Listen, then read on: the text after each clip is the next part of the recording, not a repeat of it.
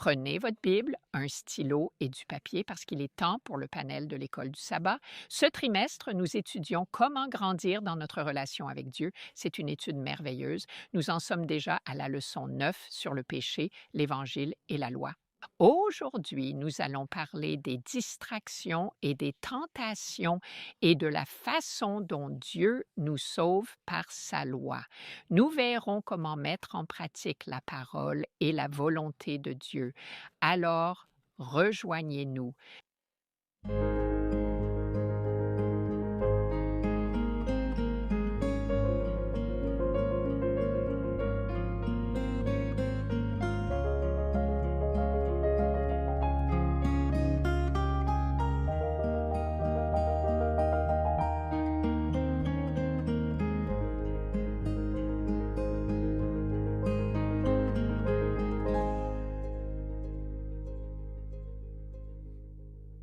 Bonjour, je suis Shelley Quinn.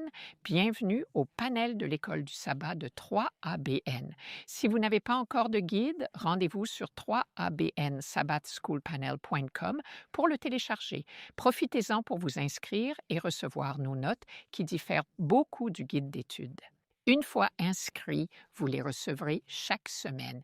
Voici notre merveilleux panel, votre famille 3ABN, le pasteur John Lomakong. Toujours un plaisir d'être à la table ronde de l'École du sabbat. Merci à tous. Pour ceux qui nous rejoignent, mon sujet du lundi, les forteresses dans ma relation avec Dieu. Pasteur Johnson. Merci, sœur Shelley. Amis, j'ai la leçon de mardi et le titre est « La loi ». La loi. Amen. Pasteur Rafferty. Ravi d'être ici, Shelley. J'ai la leçon de mercredi et elle s'intitule « La loi et l'Évangile Et ensuite, ma sœur en Christ, Jill Moriconi. Merci. Jeudi, nous verrons savoir et agir. Le savoir intellectuel face au vécu du cœur. Parfait. Vous avez la prière? Bien sûr. Saint-Père, nous nous présentons devant toi au nom de Jésus, si reconnaissant pour le don de ta parole et le don de ton esprit. En cet instant, veuille ouvrir nos esprits et nos cœurs. Vide-nous de nous-mêmes, remplis-nous de ton esprit. Viens nous enseigner dès maintenant au nom de Jésus. Amen. Amen. Le péché, l'Évangile et la loi. Le verset à mémoriser est Psaume 119, 93 et 94. Je n'oublierai jamais tes préceptes, car c'est par eux que tu m'as donné la vie. Je suis à toi. Je prie sans cesse, Seigneur, je suis à toi. Tu es à moi. Sauve-moi, j'ai cherché tes préceptes. Le péché est l'obstacle majeur à notre communion. Ésaïe 59, verset 2 dit « Vos iniquités vous séparent de votre Dieu, vos péchés vous cachent sa face de sorte qu'il ne vous écoute pas, à moins que vous ne confessiez vos fautes et ne vous repentiez. Le péché nous sépare de Dieu, il nous trompe, il nous blesse. En fin de compte, cela détruira nos vies et notre foi. Notre combat contre le péché a donc des conséquences éternelles. Mais que se passe-t-il? La société traite souvent le péché avec tant de légèreté. Et vous savez, lorsque nous normalisons quelque chose, si nous normalisons la complaisance et que nous évitons la confrontation, plus nous nous sentons à l'aise avec le péché, plus nous nous éloignons de Dieu.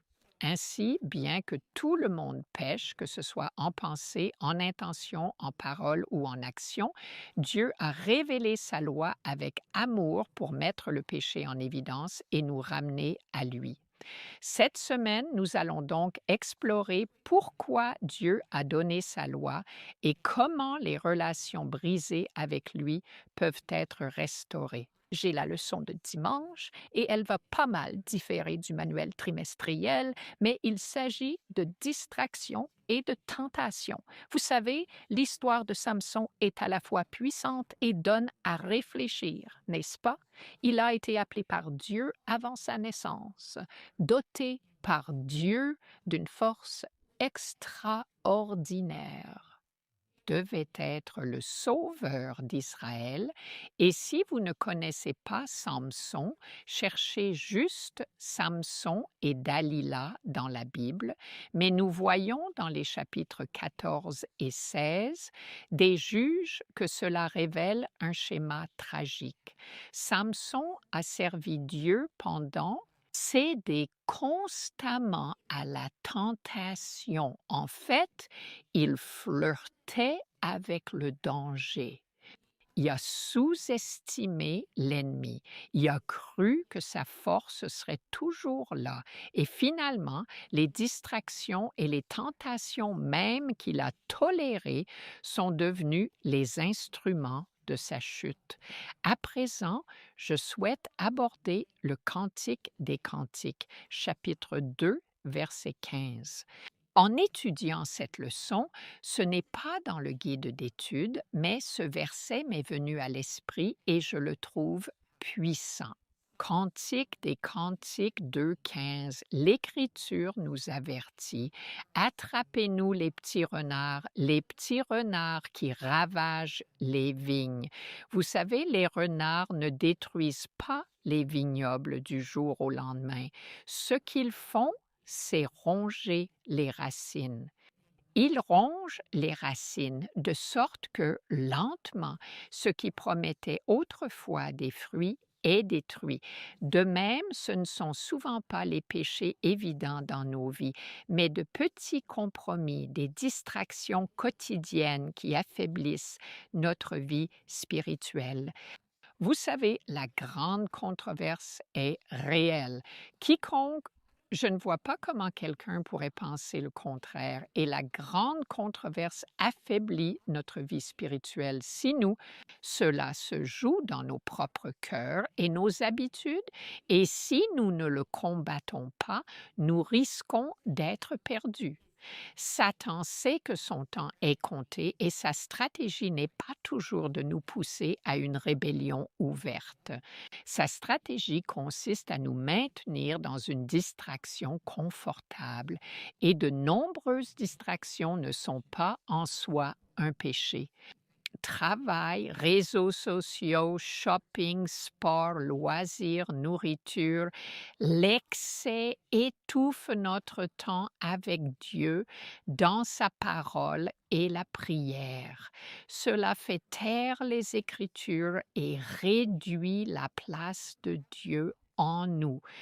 Luc 20 et 1,34, Jésus nous a mis en garde. Prenez garde à vous-même. Écoutez, prenez garde à vous-même, de peur que vos cœurs ne s'alourdissent par les excès. Je ne fais pas d'excès. Par l'ivrognerie, je ne m'enivre pas, et par les soucis de cette vie. Aïe! Je fais partie de cette catégorie. Les soucis de la vie, de cette vie, figurent aux côtés des autres péchés évidents. Tout ce qui émousse notre vigilance spirituelle devient dangereux lorsque cela devient une priorité dans notre vie, lorsque nous le plaçons au premier plan. Samson est tombé parce qu'il s'est fié à sa propre force. Les victoires d'hier ne garantissent pas la protection de demain. Vous savez, parfois vous parlez avec des chrétiens et ils ont des histoires d'autrefois, oui, de la façon dont Dieu a agi dans leur vie, mais il n'y a pas de nouvelles histoires. C'est inquiétant. 1 Corinthiens 10,12 nous rappelle: « Ainsi donc que celui qui croit être debout prenne garde de tomber. » L'ennemi étudie nos faiblesses et travaille patiemment à émousser notre sensibilité à Dieu, parfois par la culpabilité et la honte, ou par un sentiment insidieux d'indignité qui nous éloigne de celui-là même qui pourrait nous restaurer. Jésus comprend notre condition. Il a connu fatigue, pression et tentation. Il n'a pourtant jamais vu le temps passer avec son Père comme optionnel. Luc 5,16, Jésus se retirait souvent au désert pour prier. Luc 6,12, avant toute décision majeure, il montait prier sur la montagne et passait la nuit avec Dieu. Marc 1,35, tôt le matin alors qu'il faisait encore nuit, il a recherché la solitude avec Dieu. Jésus savait que la communion avec le Père n'était pas un luxe. C'est une question de survie. Il en va de même pour vous et moi. Les distractions mènent à la tentation et à l'apathie spirituelle. Et l'apathie est un état dangereux pour le cœur. Il est parfois difficile à déceler. Apocalypse 3, 14 à 22 nous montre à quel point le Christ considérait l'apathie spirituelle avec sérieux. Il réprimande les cœurs tièdes, non pas pour les condamner, mais pour les réveiller. Son invitation demeure tendre. Dans Apocalypse 3, 20, nous voyons qu'il dit « Voici, je me tiens à la porte et je frappe. Mais vous savez quoi? La distraction nous empêche d'entendre ces coups à la porte. La dévotion ouvre la porte. La bonne nouvelle est celle-ci. La victoire ne dépend pas de notre force, elle dépend de notre abandon. 2 Corinthiens 12, 9, Jésus a dit à Paul, « Ma grâce te suffit car ma puissance s'accomplit dans la faiblesse. » La victoire vient lorsque nous cessons de compter sur nous-mêmes et permettons à la puissance de Dieu d'agir à travers nous par notre faiblesse abandonnée. Philippiens 2,13, j'aime beaucoup cette promesse. Il est dit, c'est Dieu qui agit en vous pour vous donner le vouloir et le faire selon son bon plaisir. D'abord, il transforme notre volonté et nous amène à vouloir, à désirer ses voies. Et vous savez quoi? Il ne nous force pas à agir, mais quand il change nos cœurs, il nous demande de faire un pas de foi et la puissance du Saint-Esprit se manifeste et il nous rend capables de le faire. Il nous donne la force par son esprit. Même le désir d'obéir vient de Dieu. Ainsi, la véritable obéissance est une victoire durable qui découle de la puissance de l'Esprit. L'abandon appelle la direction et la force divine là où la sagesse humaine fait défaut. Romains 8, 13 et 14. J'adore ce passage. Si par l'Esprit vous faites mourir les actions du corps, vous voyez donc le Saint-Esprit et vous travaillez ensemble. Si par l'Esprit vous faites mourir, c'est vous qui coopérez avec le Saint-Esprit, vous vivrez, car tous ceux qui sont conduits par l'Esprit de Dieu sont les fils, les enfants de Dieu. La victoire sur le péché est conduite et fortifiée par l'Esprit. Ce n'est pas seulement une question d'autodiscipline. Romains 10, verset 17 dit que la foi vient en entendant et en entendant par la parole de Dieu. La parole de Dieu révèle ces petits renards et les paroles de Dieu renforcent nos racines et elles restaurent la fécondité. Matthieu 6, 33 dit « Cherchez d'abord le royaume de Dieu et sa justice, et tout le reste vous sera donné. Demandez-vous, quels sont les petits renards dans ma vigne? Quelle distraction vole mon temps, mon attention et mon affection destinée à Dieu? Présentez-les au Seigneur. Il connaît votre faiblesse. Dites-lui simplement, Seigneur, produis en moi le vouloir et le faire selon ton bon plaisir. Amen. Merci, Shelley, d'avoir posé ces bases. Comme c'est beau. J'ai le lundi qui s'intitule Les forteresses dans ma relation avec Dieu. Shelley a introduit ce passage, mais c'est le fondement de ce que je vais aborder lundi. 1 Corinthiens 10:12, Ainsi donc que celui qui croit être debout prenne garde de tomber.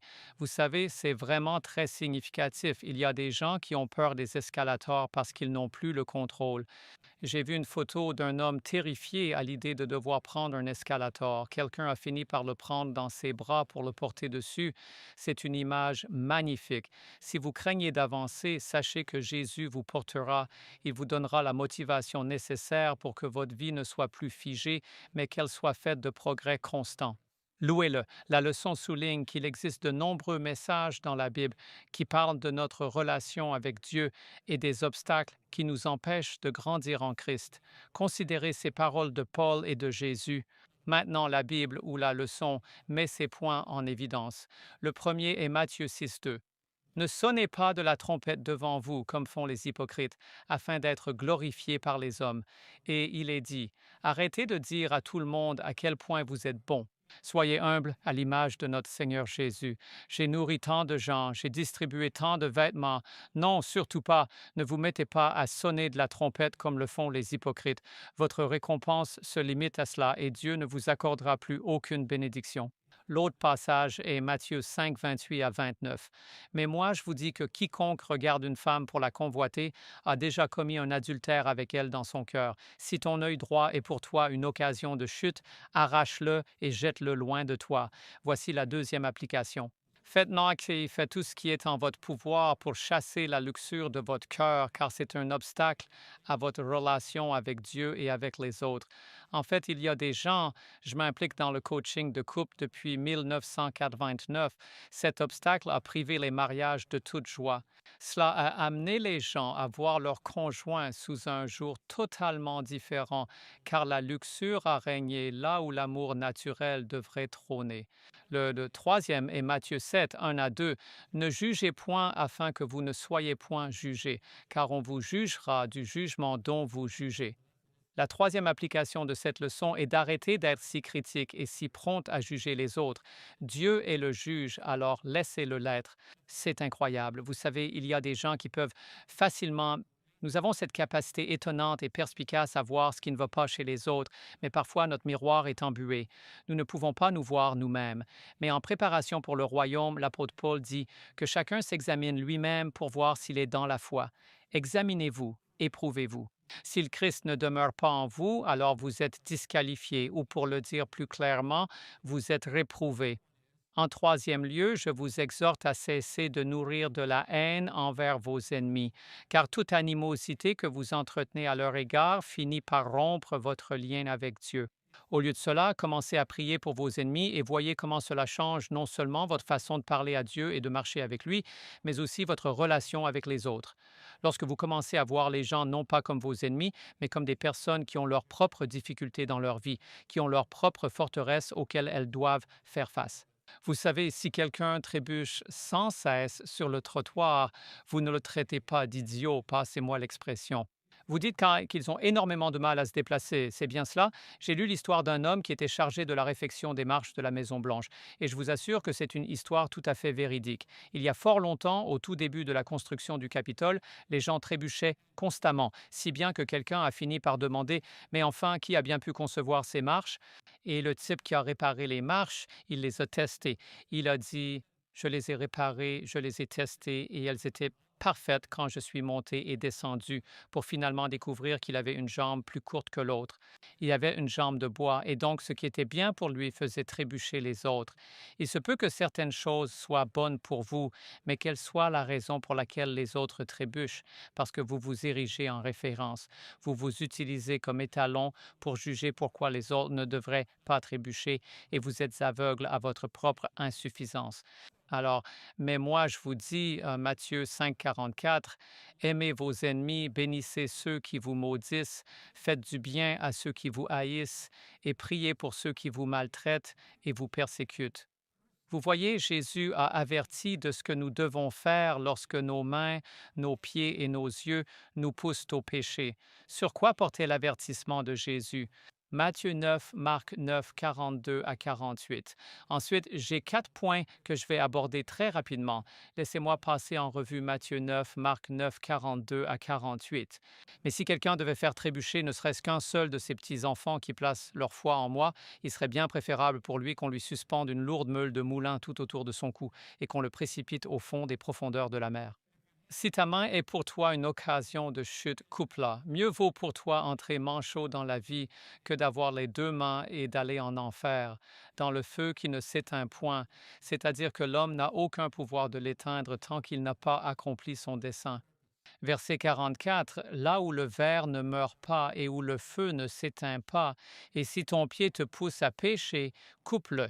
Mieux vaut pour toi entrer dans la vie boiteux plutôt que d'avoir 2 pieds et d'être jeté dans la géhenne, dans le feu qui ne s'éteint jamais. Verset 46, où leur ver ne meurt point et où le feu ne s'éteint point. Et si ton œil est pour toi une occasion de chute, arrache-le.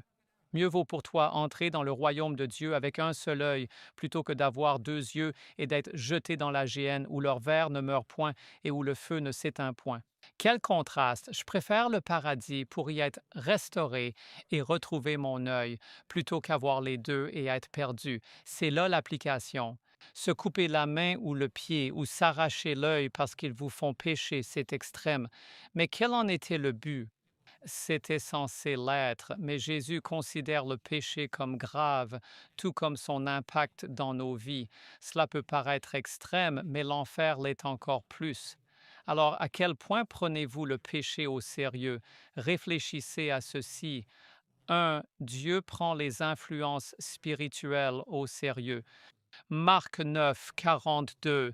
Si l'on scandalise un de ces petits croyants, quel sens? Jésus condamne sévèrement ceux qui, par leurs agissements, poussent les âmes les plus fragiles ou les nouveaux croyants vers le péché. Pasteur, je me méfie profondément de ces gens qui veulent corriger l'Église. La vérité, c'est que beaucoup d'entre eux ne connaissent même pas réellement Jésus. Ils n'ont pas encore leur marque. Alors la Bible dit tracer des sentiers droits pour que le boiteux ne s'égare pas. Et soudain, quelqu'un arrive et dans son ministère ne fait que critiquer. Un ami pasteur disait, comment réagirais-tu si quelqu'un critiquait sans cesse ta femme? Certains vivent-ils pour critiquer l'Église de Dieu? Que ressent Dieu? Voyez, mes amis, c'est l'Église de Dieu. Il peut la réparer. Il dit, les portes de l'enfer ne prévaudront pas. Il n'a confié à nul homme le soin de réparer son œuvre. Le péché n'est pas juste personnel, il est relationnel. Détourner autrui du Christ est une faute grave. Le leadership spirituel a un poids moral. Veillez à l'impact de votre leadership sur les autres. La deuxième chose est le péché doit être traité radicalement et non à la légère. Si ta main, ton pied ou ton œil te font pécher, coupe-les, arrache-le. Jésus ne prône pas l'automutilation, mais utilise des images fortes pour montrer que les demi-mesures face au péché sont dangereuses. Eh bien, je ne vais pas me débarrasser de mes bijoux, je vais juste les laisser à la maison. Madame, quand Dieu a appelé Jacob et sa famille à se rendre à Béthel, ils les ont enterrés près de l'arbre, près du chêne à Sichem. Ils les ont enterrés. Le Seigneur nous demande d'enterrer les choses qui nous font trébucher, d'enterrer ce que le Seigneur nous dit d'ôter de nos vies. Vos divertissements, si votre Instagram, votre TikTok et votre Facebook vous font trébucher, supprimez-les. Ne laissez pas cela vous entraîner dans les abîmes de l'enfer, alors que le Seigneur essaie de vous élever vers le royaume de lumière. Le péché n'est pas fait pour être géré, il doit être éliminé. Tout ce qui nous pousse systématiquement au péché doit être traité avec détermination, car une obéissance différée est une désobéissance déguisée. Troisième chose, la vie éternelle vaut toute perte temporaire. Il vaut mieux entrer dans la vie estropiée que d'avoir 2 mains pour aller en enfer. Que veut dire Jésus? Jésus contraste à plusieurs reprises le sacrifice temporaire avec les conséquences éternelles. Quelle est l'application? Le confort n'est pas la mesure de la fidélité, l'éternité l'est. Oui, ce que nous abandonnons maintenant est insignifiant comparé à ce que nous gagnons en Christ. Oui, rien de ce que nous sacrifions pour le salut ne peut être comparé à ce que nous perdons en le rejetant. Et enfin, le jugement dernier est réel. Il ne doit pas être banalisé là où le ver ne meurt pas. Quel est le problème ici? Le jugement n'est ni symbolique ni rhétorique. C'est une issue réelle. La grâce n'efface pas les conséquences. Elle offre une voie pour y échapper. Et enfin, les avertissements de Jésus sont des actes de miséricorde, non de cruauté. Amen. Merci. J'ai aimé vos propos sur ceux qui critiquent au sein de l'Église. Sachez ceci, Jésus veut des pêcheurs d'hommes, pas des nettoyeurs de poissons. La sanctification est son œuvre. Restez avec nous. Place à Mission 3 ABN. À tout de suite. Bonjour, ici Greg Morconi. Ravi de vous retrouver pour 3 ABN Mission Moment. La dernière fois, nous avons découvert Tom, luthérien, et Diane, sa femme, méthodiste. Mais après que sa mère a trouvé Jésus dans une église des Assemblées de Dieu, ils ont commencé à l'y accompagner. Ils appréciaient beaucoup la communauté de l'Église, mais ont fini par arrêter d'y aller pour s'occuper de la mère de Diane. Puis, la fille de Tom lui a parlé d'une toute nouvelle chaîne de télévision appelée 3ABN. Et lorsqu'il a découvert l'émission Discover de David Asscherick, il a tout de suite accroché. Il a acheté toute la série en DVD pour pouvoir mettre en pause et chercher tous les textes bibliques et il raconte que pendant plusieurs mois, il n'a jamais entendu parler du sabbat sur 3ABN. Mais un jour, il a entendu mentionner le sabbat et Tom a sauté sur l'occasion. « Tiens, voilà donc leur angle d'attaque, » se dit-il à lui-même. Incapable de contester les propos de David Asscherick, il a poursuivi ses recherches. Il a alors vérifié les sources et a trouvé des textes anciens confirmant que l'Église revendiquait elle-même le transfert du sabbat au dimanche. À l'année suivante, il s'est interrogé sur le sabbat. Je vous raconterai tout cela au prochain 3ABN Mission Moment. Que Dieu vous bénisse richement aujourd'hui. Wow, Jill, gloire à Dieu. Je ne me lasse jamais de recevoir de telles lettres à 3ABN. Elle nous vient de David. Ce n'est qu'une phrase, mais tellement puissante. Merci 3ABN de m'avoir sauvé la vie. J'ai été baptisé le 16 août 2025 et il envoie aussi un don à 3ABN. Loué soit le Seigneur. Amen. Cela me remplit de joie de voir comment Dieu utilise le ministère du panel de l'école du sabbat de 3ABN pour toucher les cœurs et les vies. Si vous souhaitez soutenir ce qui se passe ici, rendez-vous sur 3abn.tv. Je tiens simplement à vous remercier pour vos prières et votre soutien à 3ABN, car nous devons atteindre le monde entier au plus vite. Il revient bientôt. Nous poursuivons maintenant avec la leçon de mardi. Merci beaucoup, Sœur Shelley. Bonjour à tous. Je suis le pasteur Ryan Johnson. La leçon de mardi, la loi. Hâte de voir comment nos leçons s'accordent, pasteur Rafferty. Mes amis, cette histoire a été racontée d'innombrables fois. Israël s'est rassemblé à une distance prudente du pied de la montagne. Et Dieu, nous dit-on dans le chapitre 20 de l'Exode, a prononcé toutes ces paroles. Il les a prononcées. Les 10 commandements, aussi appelés les 10 paroles. Le saviez-vous? On les nomme ainsi. Avez-vous déjà répété un mot comme pomme jusqu'à ce qu'il perde tout son sens et devienne absurde? Quelqu'un a-t-il déjà vécu ça? Il existe un terme pour ça. C'est ce qu'on appelle la satiété sémantique, lorsqu'on répète un mot tellement de fois qu'il finit par perdre son sens. Cependant, plus nous prononçons la parole de Dieu, plus c'est l'inverse qui se produit. Cela prend tout son sens. Dieu a parlé à Élie dans un murmure doux et léger. Mais ici, Dieu parle à travers le tonnerre et les éclairs. Quelle leçon en tirer? Dieu est à la mesure de vos besoins. Dieu est aussi petit que vous en avez besoin. C'est un Dieu fractal, comme j'aime à le dire. Mais au Sinaï, il est là, parlant au milieu des tonnerres et des éclairs. Et il est également écrit dans les chapitres 31 et 34 de l'Exode que Dieu écrit les commandements de son doigt. Les 10 commandements sont donnés sous 2 formes. Ils sont donnés oralement. Ils sont donnés sous forme écrite. écrit du doigt de Dieu. Je sais qu'il y a certains qui insisteraient pour dire que Dieu est droitier. Je suis gaucher, j'ai failli le faire comme ça. Je ne voulais pas que quelqu'un écrive et se fâche contre moi. Et voici une réflexion. Dieu touche réellement les commandements lorsqu'il les crée. Que crée Dieu d'autre de ses mains? Il crée l'humanité de ses mains. Vous pouvez trouver cela dans les chapitres 1 et 2 de la Genèse. Et en fait, ce que Dieu dit, c'est « faisons l'homme ». Puis il poursuit en disant « à notre image ». Ayant le caractère qui est le mien, dit Dieu. Je me demande si les commandements également écrits de sa main reflètent le caractère et l'image de Dieu. C'est intéressant.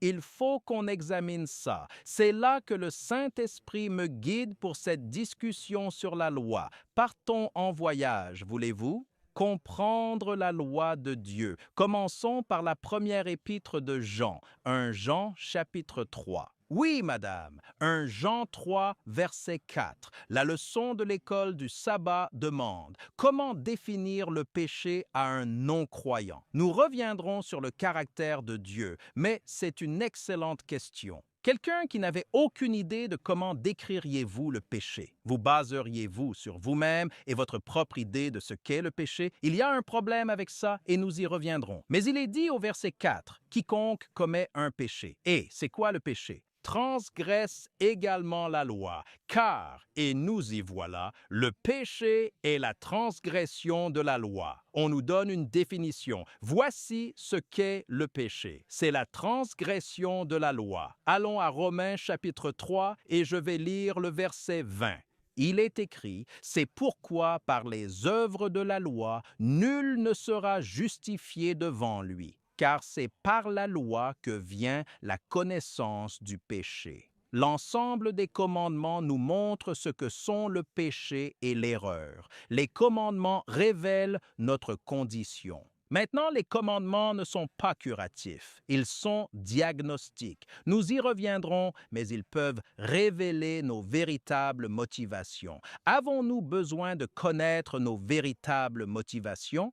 Peut-être que nous nous en sortons très bien. Il y a de braves gens là-dehors. Est-il même nécessaire de nous tendre un miroir? J'aimerais maintenant me tourner vers le psaume 51, le 51e psaume, et je vais lire le verset 5.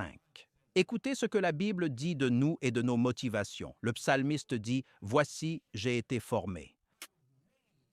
J'ai été formé dans l'iniquité et ma mère m'a conçu dans le péché. Vous pouvez également lire au sujet de la vraie nature de l'humanité dans le livre de Jérémie, chapitre 17, verset 9, où il est dit « Oh, je ne veux pas dépendre de l'homme ». L'être humain est corrompu, notre nature est pécheresse, et il y aura toujours un problème lorsque nous comptons sur ceux qui ont une nature pécheresse pour définir ce que devrait être la vraie nature de Dieu. Non, et Dieu a donné les commandements. Nous avons besoin de Dieu pour nous montrer ce qu'est le péché. Sinon, notre nature nous mènerait à la dépravation totale. Vous voulez savoir à quoi cela ressemble? Allume les infos. Regarde comment les gens vont aie pitié. En voici une plus dure. Regarde dans le miroir. Regardez bien ce que nous sommes réellement. Nous avons un besoin vital de Dieu et la loi nous révèle précisément qui nous sommes. Mais nous pourrions tout aussi bien dire l'inverse, car en agissant ainsi, la loi nous dévoile qui est Dieu. Avez-vous déjà entendu dire que les commandements et la loi elle-même sont le reflet fidèle du caractère de Dieu? J'ai souvent entendu ça, alors j'ai voulu comprendre pourquoi les gens disent ça. C'est le moment idéal. Je reprends mon iPad, j'ai beaucoup de versets. Voyons comment la loi nous révèle Dieu. Psaume 18, verset 30. Il est écrit « La voix de Dieu est parfaite. Loué soit le Seigneur. » Sa parole est pure. Il protège les siens. C'est dans le 2e Samuel. La voie de Dieu est donc parfaite selon ce passage. Très bien. Deutéronome chapitre 32, verset 4. Il est le rocher. Son œuvre est parfaite, car toutes ses voies sont justice. C'est un Dieu de fidélité et sans iniquité. Il est juste et droit. Donc, selon ce verset, son œuvre est parfaite. L'autre dit que sa voie est parfaite, mais ce verset dit qu'il n'a pas d'iniquité. Il est juste, il est droit. Cela signifie que Dieu est parfait. Sa voie est parfaite. Dieu est parfait. D'accord, nous avons cela. Et maintenant, regardez ceci, le psaume 19, verset 7. La loi de l'Éternel est parfaite, elle restaure l'âme. Le témoignage de l'Éternel est véritable, il rend sage le simple. Donc, selon ce verset, la loi de l'Éternel est parfaite. Très bien, mettons tout cela en perspective. Si l'on considère que Dieu est parfait, que la voie de Dieu est parfaite et que la loi de Dieu est parfaite, alors nous pouvons en conclure que la loi est une représentation fidèle de l'essence même de Dieu. Vous voyez, rien qu'en suivant ces Écritures, c'est ainsi que nous pouvons dire que la loi est le reflet du caractère de Dieu, car c'est littéralement le cas. Et lorsque nous observons la loi, elle nous enseigne toutes les manières dont nous ne ressemblons pas à Dieu. Mais cela ne doit pas vous décourager, pas du tout. Car n'oubliez pas, la loi est diagnostique, elle n'est pas le remède. Quel est donc le remède à tout cela? Laissez-moi vous prêcher la bonne parole. C'est Jésus-Christ. L'Esprit Saint a le pouvoir de nous transformer. Le psalmiste, né dans l'iniquité, implore ainsi: « Ô Dieu, crée en moi un cœur pur. » La loi révèle notre véritable nature. La loi nous montre qui est Dieu. Et ensuite, par l'œuvre du Saint-Esprit, nous pouvons être transformés en nous éloignant de ce que nous sommes pour nous tourner vers ce qu'est Dieu. La loi nous impacte vraiment. Il y a des années, Anissa et moi avons conçu d'immenses commandements pour une église en Caroline du Nord, surnommés les commandements flottants. Ils sont en acrylique. J'en suis vraiment fier, c'est super. En travaillant dessus, j'ai étudié des exemples de la loi et sa place dans l'espace public fait débat. J'en discutais avec le pasteur Loma Kang. Oui, nous devrions respecter la loi, nous devrions nous pencher sur la loi, mais légiférer et insister là-dessus, c'est une toute autre paire de manches. On était justement en train de regarder ça. Et puis, j'ai trouvé cette étude où des gens ont posé un iPhone par terre pour voir combien de passants le voleraient. Ensuite, ils ont pris une copie des commandements, l'ont placé juste à côté du téléphone et ont posé le tout par terre. Vous savez, quasiment personne n'a pris le téléphone. La loi leur rappelle qui ils sont, mais elle est diagnostique. Elle n'est pas curative. J'adore. Amen. Je pensais à Romains 3. Tous ont péché et sont privés de la gloire de Dieu. Le caractère de Dieu. Nous avons une suite à cela. En un sens, nous sommes dans la leçon de mercredi, c'est la loi et l'Évangile. La loi et l'Évangile. Nous allons donc reprendre là où le pasteur Johnson s'est arrêté. Je suis le pasteur James Rafferty. Jésus, dit la leçon, explique très puissamment et succinctement quelle était sa relation avec la loi. Dans Matthieu chapitre 5, versets 17 et 18, examinons ces versets. Matthieu 5, 17 à 18, il est écrit « Ne croyez pas, dit Jésus, que je sois venu pour abolir la loi ou les prophètes. Je ne suis pas venu pour abolir, mais pour accomplir. En vérité, verset 18, je vous le dis, tant que ciel et terre ne passeront, aucun iota, aucun trait ne sera retiré de la loi avant que tout soit accompli. Pas un point, pas un trait ne sera effacé de la loi. » Le guide d'études poursuit, tout comme les limites parentales révèlent leur valeur, la loi de Dieu nous renseigne sur son caractère et ses priorités. Dieu nous a donné sa loi pour protéger nos relations, sachant qu'elle guiderait chaque aspect de notre vie à mesure que nous grandissons en lui. Après tout, qui n'a pas souffert des terribles conséquences de ce que le péché, une violation de la loi, a causé en chacun de nous? 1 Jean chapitre 3, verset 4, revenons rapidement sur ce verset. Revenons-y, comme l'a dit le pasteur Ryan, quiconque pêche transgresse la loi, car le péché est transgression de la loi. Voyez le verset 6. Quiconque demeure en lui ne pêche pas. Quiconque pêche ne l'a ni vu ni connu. C'est ce lien relationnel avec cette notion frappante de transgression. La définition du péché est clairement la transgression de la loi et il est lié à une relation constante avec le Christ, le fait de demeurer en lui et de le connaître. Les deux sont indissociables. C'est pourquoi il nous est dit dans Romains 3, 23 que tous ont péché et sont privés de la gloire de Dieu. N'est-ce pas? La gloire de Dieu, le caractère de Dieu.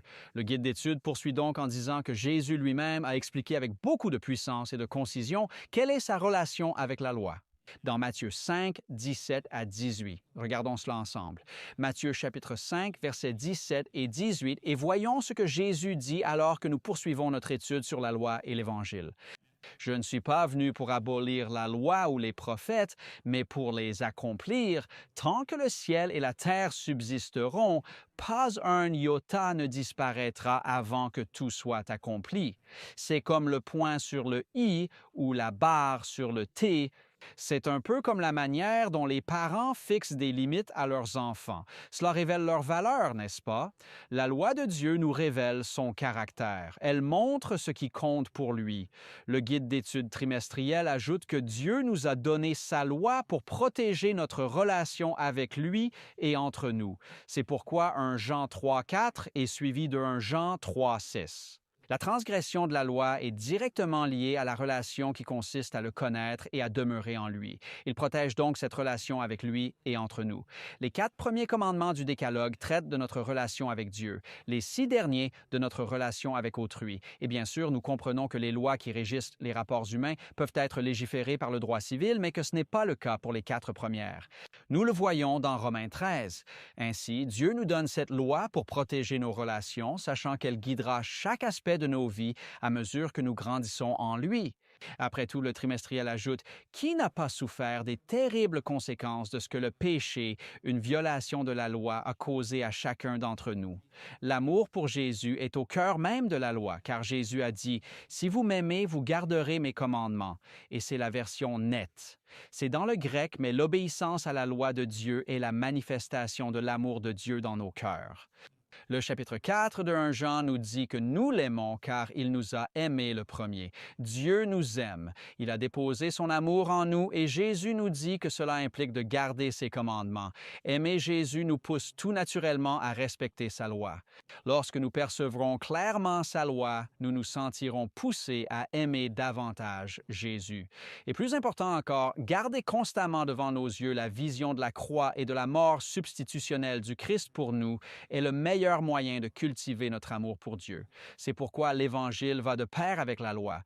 En fin de compte, peu importe la confiance que nous plaçons dans la loi, aux yeux de Dieu, elle n'a pour unique fonction que de nous condamner. Comme je l'ai mentionné plus tôt, il s'agit d'un simple diagnostic. Elle ne pardonne pas, ne justifie pas et n'expie jamais rien. Au contraire, cela souligne pourquoi nous devons être pardonnés, oui, pourquoi nous devons être justifiés et rachetés. Jacques dit que la loi est un miroir. Elle révèle qui nous sommes vraiment. Le guide d'études met tout particulièrement l'accent sur le fait que l'Évangile demeure absolument essentiel pour parvenir à une compréhension profonde de la loi. C'est par le biais de la foi et non par le fruit de nos propres œuvres que la mort du Christ nous est pleinement imputée. L'apôtre Paul écrit dans l'Épître aux Galates, au chapitre 3, verset 24, que la loi agit comme notre pédagogue, nous conduisant ainsi vers le Christ afin que nous soyons justifiés. Romains 3, 19 nous dit que la loi nous condamne pour fermer toute bouche afin que nous soyons justifiés par la foi. Dans Romains 7, 7, la loi révèle le péché. Sans elle, je n'aurais jamais pu le connaître. Mes versets préférés se trouvent dans la première épître à Timothée au chapitre 1, des versets 5 à 11. Le but est un amour profond, né d'un cœur pur, d'une conscience droite et d'une foi sincère. En commençant par le verset 5 de 1 Timothée, « Or, le but du commandement, c'est-à-dire l'objectif du commandement, non pas l'abolition du commandement, en grec, le telos, le but de tout ceci, c'est l'amour qui jaillit d'un cœur pur, d'une conscience qui est restée droite et d'une foi qui est vraiment sincère. Certains, en s'en détournant, se sont égarés dans des discours stériles, ne comprenant rien à ce qu'ils disent de la loi.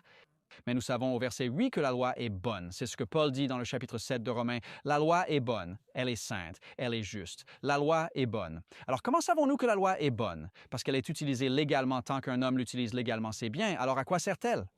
À quoi sert la loi? La loi n'est pas faite pour le juste, mais pour les sans-loi, les rebelles, les impies, les pécheurs, les profanes, les impurs, les parricides et les assassins. En somme, la loi nous convainc de pécher pour que, si nous confessons nos fautes, Dieu nous pardonne et nous purifie de toute iniquité maintenant. Et si on ignorait ce qu'est le péché, si on abolissait la loi, pour ne plus savoir ce qu'est le péché. Rien ne plairait plus à Satan que d'effacer la loi de Dieu pour qu'on n'ait plus de définition du péché. Le péché, c'est transgresser la loi. Si l'avortement est un choix et non un meurtre, le confesserons-nous? Si on peut choisir n'importe quel jour pour adorer Dieu et oublier le 7e jour sanctifié, l'avouerons-nous? Si vénérer des images de Jésus et Marie n'est pas de l'idolâtrie, l'avouerons-nous? Voyez comme le diable est subtil. Jésus a insisté, « Je ne suis pas venu abolir la loi. La loi nous convainc de péché. Elle nous pousse à chercher en Jésus notre Sauveur. Si nous confessons nos péchés, que va faire Jésus si nous confessons nos péchés? Il va nous pardonner. Pourquoi? Parce qu'il est juste. C'est ce que dit le texte. Parfois, nous pensons que c'est parce qu'il est miséricordieux. Jésus nous pardonne parce qu'il est miséricordieux. Non. Jésus nous pardonne par miséricorde, certes, mais aussi par justice. Pourquoi? Car 2 Corinthiens 5:21 dit qu'il fut fait péché pour nous, lui qui ne l'a pas connu, afin que nous devenions justice de Dieu en lui. Il serait injuste qu'après un tel sacrifice, nos péchés confessés ne soient pas pardonnés. N'est-ce pas juste? Jésus a déjà payé le prix de vos péchés. Il est votre sauveur. Vous dites, « Eh bien, je ne veux rien avoir à faire avec Jésus. » Eh bien, lui, il veut tout avoir à faire avec vous. Eh bien, je ne crois pas en Jésus. Eh bien, lui, il croit en toi. Il est mort pour toi. Il a donné sa vie pour toi et il désire ardemment que tu vois ce magnifique don de l'Évangile et la loi est le moyen par lequel tu es amené à ressentir ton besoin de Jésus-Christ. Parce que si tu regardes le monde, il dit, « Ah, peu importe ce que tu fais, ce n'est pas important, ce n'est pas une vie. On peut traiter n'importe qui comme on veut. » La morale est une question de point de vue, c'est ce qu'on ressent ou pense être juste. Mais Dieu dit non, ma norme est la seule morale. Ma loi nous enseigne comment nous devons vivre. C'est une loi d'amour saint, pur et immaculé. Je compte graver à nouveau cette loi dans vos cœurs, reflétant mon image par la justification et la grâce de Jésus-Christ. Ne laisserez-vous pas Dieu faire cela pour vous aujourd'hui? Amen. Merci, Pasteur James. Quelle leçon incroyable. Ryan, John, Shelley, merci pour cette magnifique leçon. J'aime ce que vous dites. Dieu nous pardonne car il est juste. C'est magnifique. On pense à sa miséricorde, mais il pardonne par justice. C'est tout simplement puissant. Jeudi, Jill Moriconi. Jeudi, savoir et action. C'est le thème. Avoir grandi au sein de l'Église, connaître les 28 croyances adventistes ou celles de votre dénomination, affirmer haut et fort y adhérer, dire « oui, je suis chrétien » et pourtant, au fond, ne pas être réellement converti. Le passage de cette connaissance intellectuelle n'a pas encore parcouru les 45 centimètres, pour ainsi dire, qui séparent notre tête de notre cœur. Peut-être n'avons-nous jamais fait l'expérience personnelle de Dieu. Jacques 1,22 dit « Mettez la parole en pratique. Ne vous bornez pas à l'écouter. Vous vous tromperiez. On peut vraiment se leurrer. Nous pouvons nous bercer d'illusions, aller à l'église chaque semaine, assumer des responsabilités ou donner des études bibliques, tout en étant aveugles sur notre état. Matthieu 7, 21 à 23. Jésus interpelle les gens de la fin. « Seigneur, on se connaît, je suis quelqu'un de bien. » Mais c'était faux. On a prophétisé, chassé des démons. Nous avons fait ces merveilles. Jésus dira, « Je ne vous connais pas. » Retirez-vous, vous qui commettez l'iniquité. Il est vital de savoir que nous connaissons le Seigneur Jésus-Christ. Avant les 5 clés pour passer de la tête au cœur, Romains 10, 1. Frères, le vœu de mon cœur et ma prière à Dieu pour Israël, c'est qu'il soit sauvé. Pourtant, il se disait peuple de Dieu, mais ne l'était pas. Et Luc 18. Ryan Johnson en a parlé ce trimestre. Le pharisien et le publicain, celui qui se croit juste. Je fais tout ce que je suis censé faire. Je paie la dîme, je suis le message de santé et j'honore le sabbat. Et pourtant, il n'était pas justifié car il ne reconnaissait pas son besoin, son péché dans son propre cœur et dans sa vie. J'ai un proche qui est un chrétien de Noël et de Pâques. Tu vois, tu connais bien ce genre de personnes, n'est-ce pas? Ils ne mettent les pieds à l'église que pour ces 2 fêtes-là. Pas Greg, attention, c'est de la famille éloignée. Ils me disent, Jill, je suis quelqu'un de bien. On t'a dit, je suis quelqu'un de bien, je ne blesse personne, je suis droit, je respecte la loi, je suis une bonne personne, mais je ne suis pas sans péché. 1 Corinthiens 9, 27. Je traite mon cœur durement, je le tiens assujetti, de peur d'être rejeté après avoir prêché aux autres. On peut prêcher en chair, animer l'école du sabbat et ne pas connaître Jésus au fond de soi. Galates 5, 4, une autre écriture et ensuite nous passerons à la solution. Galates 5, 4, pour moi, c'est l'une des écritures les plus tristes, Shelley. Vous vous êtes éloigné de Christ. Et comment? Comment nous séparons-nous de Christ? Vous qui cherchez à être justifiés par la loi, vous êtes déchus de la grâce. Pensez que plus j'en fais, plus j'ajoute d'œuvres, que je m'efforce de respecter la loi par mes propres forces. Cela éloigne Jésus, car je ne reconnais plus mon besoin de lui. Je me dis que je gère par moi-même. Vous savez, les faits objectifs du christianisme sont vrais. Jésus est mort pour mes péchés. Le pasteur James en a parlé, du sacrifice substitutif parfait de Jésus. Il est ressuscité. Il est assis à la droite du Père. Et nous savons que le sang de Jésus-Christ nous purifie de tout péché. Mais suis-je personnellement sauvé par ces faits? C'est là toute la différence. Oui, je peux connaître les faits, mais est-ce que je l'ai vécu? Est-ce que moi, Jill Morricone, je possède une foi salvatrice? 5 clés pour unir tête et cœur. Tout commence en B en anglais. D'abord, contempler. Fixez votre regard sur Jésus-Christ en toutes choses. Notre passage biblique est Jean 17, 3. Cette prière que Jésus a faite pour lui-même, pour ses disciples, pour la génération suivante et jusqu'à nous aujourd'hui pour nous. Jean 17, 3. La vie éternelle, c'est te connaître, toi, le seul vrai Dieu et Jésus-Christ que tu as envoyé. En grec, connaître implique une expérience personnelle. C'est profond, bien plus qu'une simple connaissance intellectuelle. C'est une expérience personnelle, celle de connaître Dieu par nous-mêmes. Vous dites tous connaître mon mari, Greg, et vous le connaissez tous d'une façon ou d'une autre, mais je le connais mieux que vous.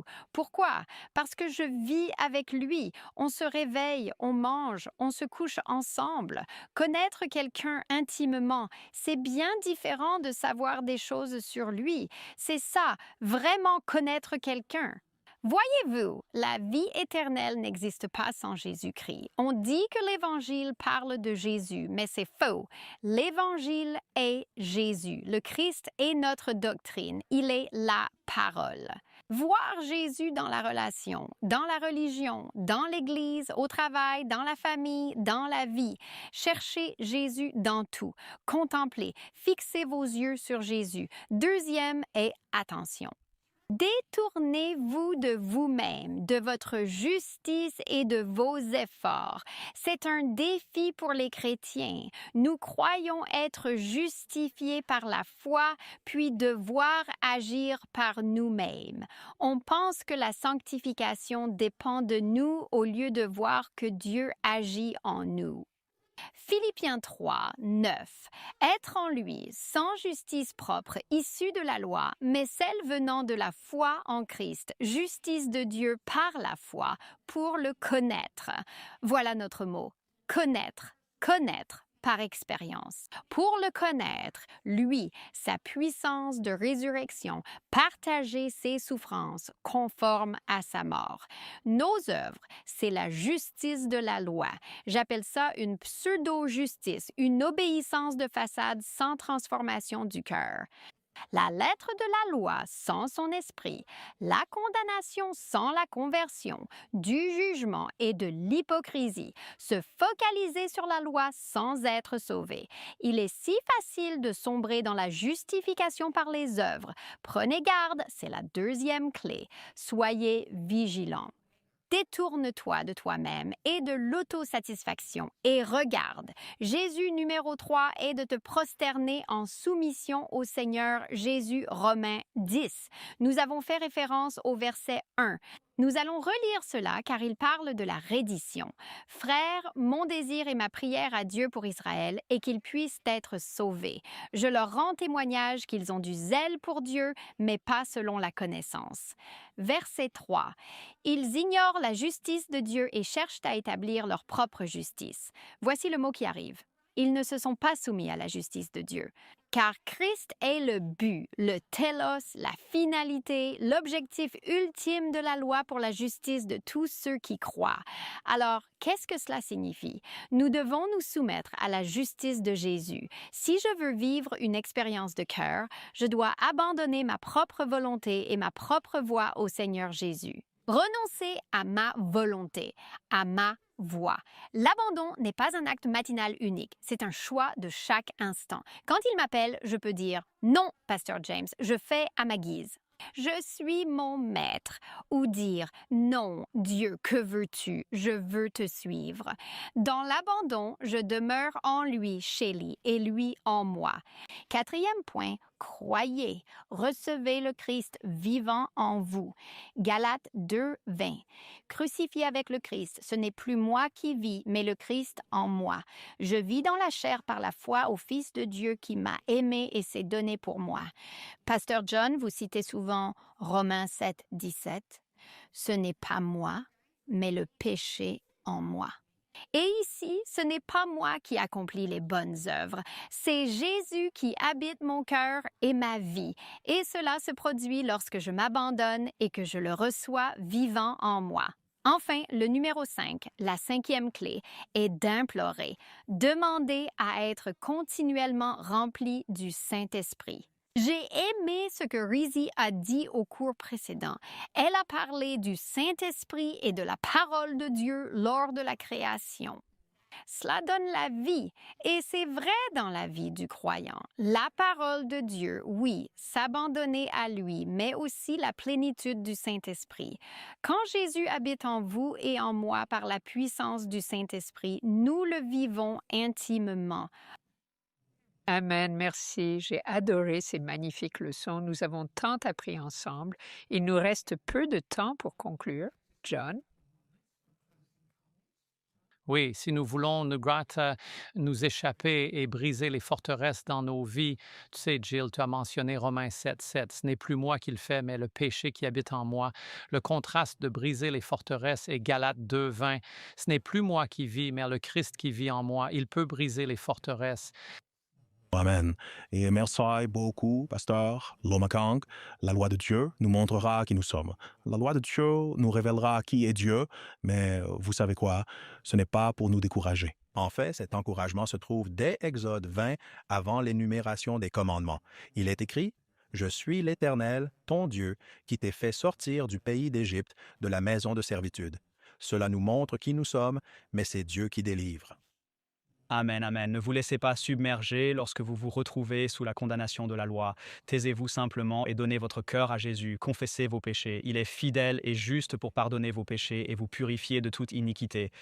Amen. Si vous voulez vivre Dieu, ouvrez votre cœur. Il frappe à la porte. Laissez-le entrer. Amen, amen. Finissons sur Romains 8, 37, mon verset favori. Il est écrit: « Mais dans toutes ces choses, nous sommes plus que vainqueurs par celui qui nous a aimés. » Ainsi, notre victoire sur les distractions, les tentations et le péché découle de notre union avec le Christ, du fait de demeurer en lui, d'être soutenu par le Saint-Esprit, et cela s'exprime par un abandon quotidien. Nous vous attendons la semaine prochaine pour la leçon 10, repentir et pardon. À la semaine prochaine.